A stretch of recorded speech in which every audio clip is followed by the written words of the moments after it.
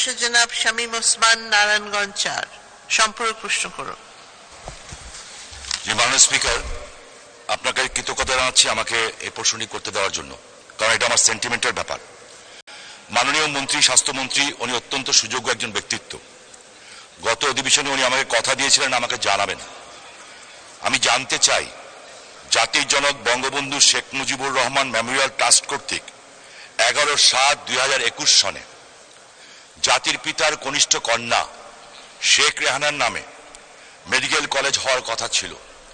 2021 থেকে 2024 পর্যন্ত আমি জনগণ আমাকে বেতন দেয়, আমি জনগণের বেতনে এই সংসদ এসে বসি, কিন্তু আমি জনগণকে জানাতে পারি না যে জাতির পিতার কন্যা শেখ রেহানার নামে মেডিকেল কলেজটা কেন এখন পর্যন্ত হয় নাই।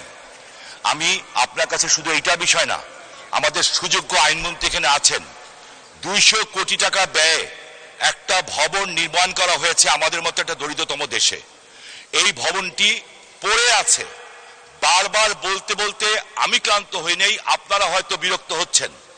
আমি জানতে চাই, নারায়ণগঞ্জে একটা হার্ট ইনস্টিটিউট নাই, বিল্ডিং ইজ রেডি, ওইখানে একটা হার্ট ইনস্টিটিউট করবেন কিনা আগের স্বাস্থ্যমন্ত্রী যে কথা দিয়ে এসছেন, আইনমন্ত্রী বারংবার তাগিদ দিয়েছেন, কিন্তু জিনিসটা হচ্ছে না। কেন হবে না? কারণ আমরা জনগণের বেতন যেহেতু নেই, আমাকে জনগণের কাছে বলতে হবে। আর শেখ রেহানা নামটা আমার কাছে খুব সেন্টিমেন্টাল একটা ব্যাপার। একমাত্র প্রথম নারায়ণগঞ্জের ব্যাপারে এই মেডিকেল কলেজ হয়েছিল, বঙ্গবন্ধু মেমোরিয়াল ট্রাস্ট কর্তৃক অনুমোদিত হয়েছিল। এটা কেন হয় নাই, কাদের কারণে হয় নাই, আমি আপনাকে জানতে চাই। এবং এই সংসদ অধিবেশন চলাকালীন সময় আইনমন্ত্রী মহোদয়ের সাথে আলোচনা করে ওই ভবনটির ব্যাপারে সিদ্ধান্ত নেবেন কিনা দয়া করে। আপনি একজন সুযোগ্য মন্ত্রী, আপনার কাছে আমি অনুরোধ জানাচ্ছি।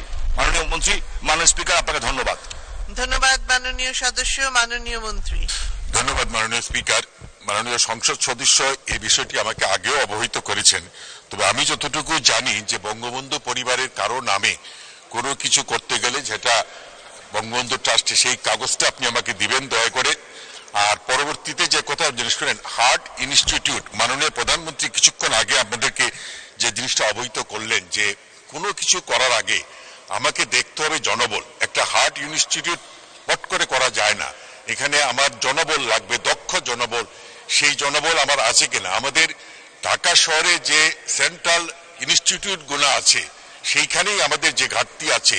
সুতরাং আমি মনে করি আমরা উপযুক্ত জনবল, পর্যাপ্ত জনবল তৈরি করে আমরা একটা ইনস্টিটিউট করা উচিত, কারণ আমি সেখান থেকে দক্ষ চিকিৎসক বানাবো। দক্ষ চিকিৎসক বানাতে হলে যা যা দরকার সেইগুলা যদি ফুলফিল না করতে পারি তাহলে দক্ষ চিকিৎসক আমরা বানাতে পারবো না। আমি আগেও বলছি, এখনো বলছি, আমি কোয়ালিটি সম্পন্ন, মানসম্পন্ন চিকিৎসক চাই, আমি কোয়ান্টিটি চাই না। ধন্যবাদ মাননীয় স্পিকার।